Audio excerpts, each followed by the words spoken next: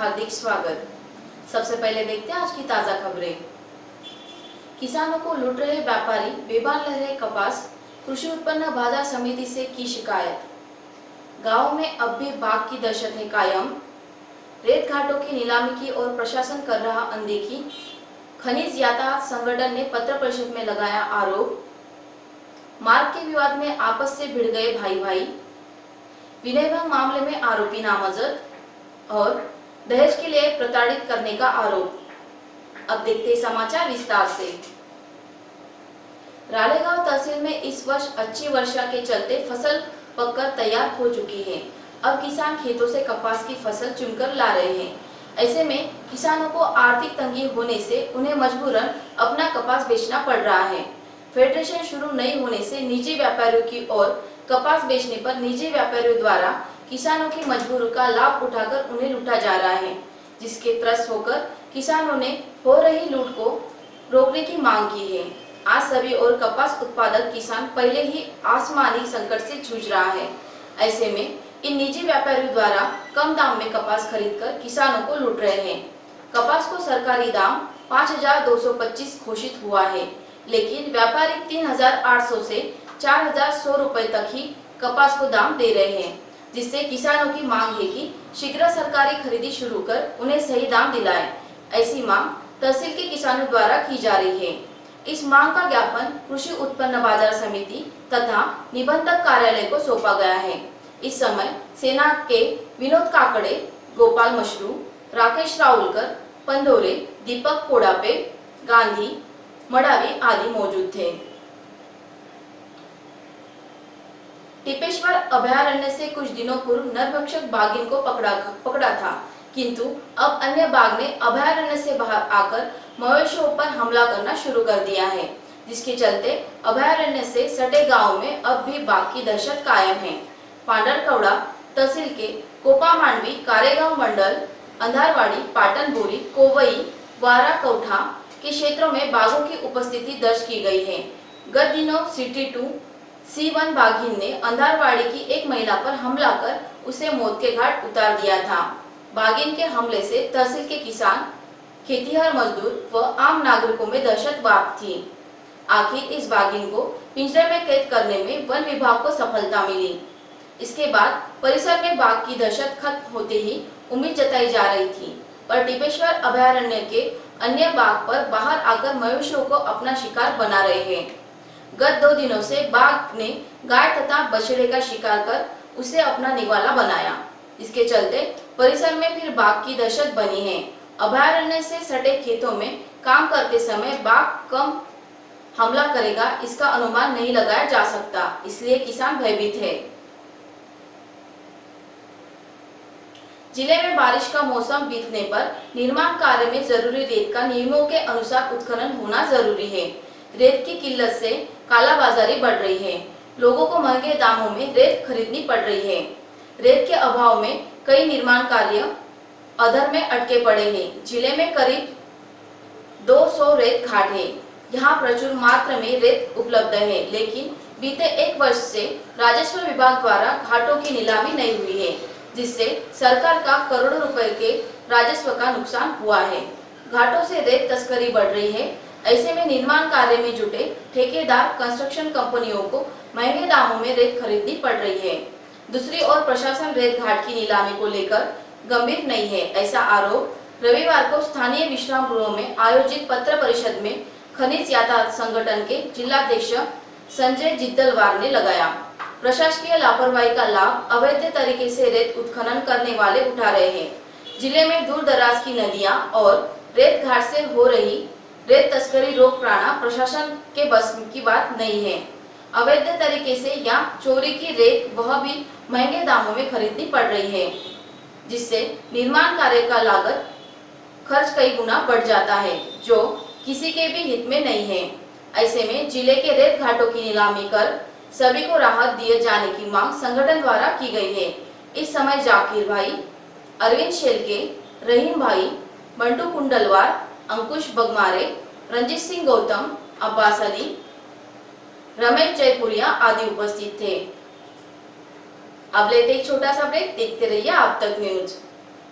यवतमाल शहर के बीचों बीच पांढरकवड़ा रोड स्थित जिंद्रान नगर सभी सुविधाओं से परिपूर्ण जिंद्रान नगर आकर्षक और मनमोहक बंगले, सेमी बंगले, डीलक्स बंगले, जहां आपको मिलेगा आपका प्यारा घर आपके मुताबिक।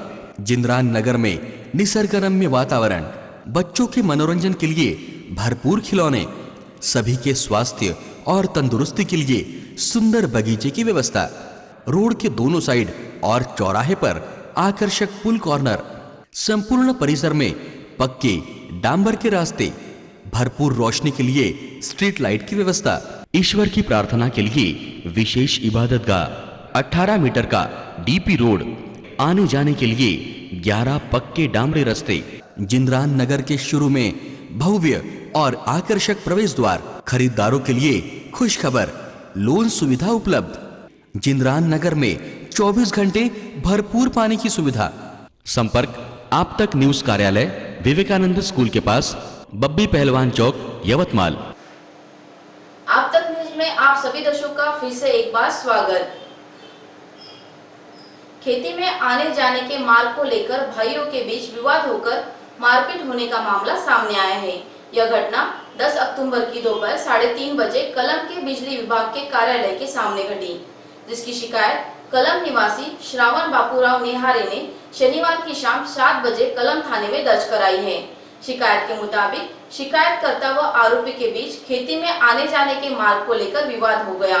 इस विवाद में कलम निवासी 2 साथियों के साथ मिलकर शिकायतकर्ता की लात घुसो व लाठी से मारपीट कर घायल करते हुए जान से मारने की धमकी दी। इस मामले में कलम पुलिस ने उक्त तीनों आरोपी के खिलाफ भारतीय दंड विधान की धारा 324, 323, 504, 506, 34 के तहत अपराध दर्ज किया है।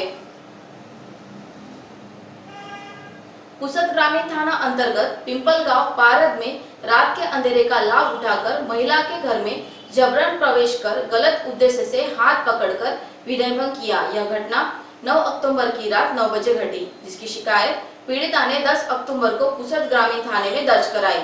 शिकायत के मुताबिक आरोपी चेतन जाधव यह शुक्रवार की रात जबरन पीड़िता के घर में घुसकर गलत उद्देश्य से उसका हाथ पकड़कर विनयभंग किया।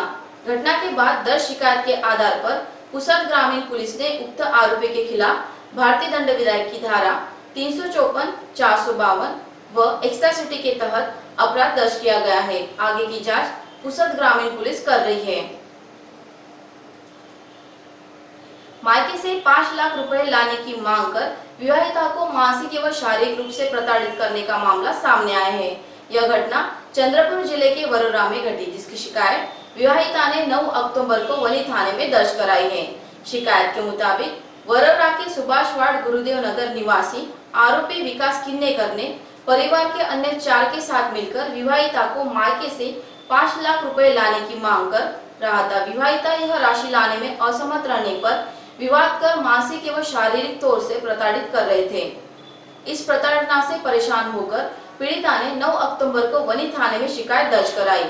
वनी पुलिस ने उक्त सभी आरोपी के खिलाफ भारतीय दंड विधान की धारा 498 अ 34 के तहत अपराध दर्ज किया है। आगे की जांच वनी पुलिस कर रही है। आइए फिर से नजर डालते हैं आज की मुख्य खबरों पर। किसानों को लूट रहे व्यापारी, बेभान ले रहे कपास, कृषि उत्पन्न बाजार समिति से ही की शिकायत। गांव में अब भी बाघ की दहशत है कायम। रेत घाटों की नीलामी की ओर प्रशासन कर रहा अनदेखी, खनिज यातायात संगठन ने पत्र परिषद में लगाया आरोप।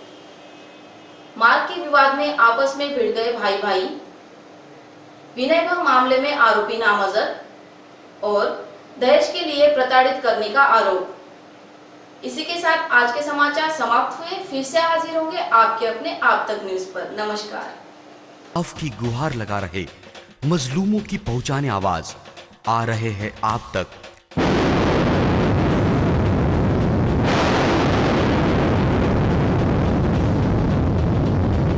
शहर की हर हरकत पर नजर है।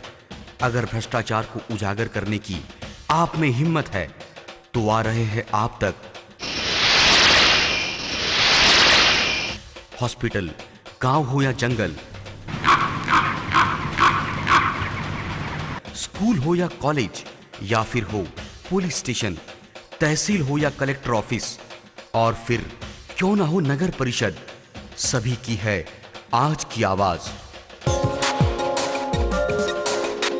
मुझे इंसाफ चाहिए, तो आ रहे हैं हम आप तक। हमेशा आप देखते रहिए आप तक, क्योंकि उस पर मैं आती हूँ रोज रोज। सो आप जरूर देखें आप तक न्यूज के साथ।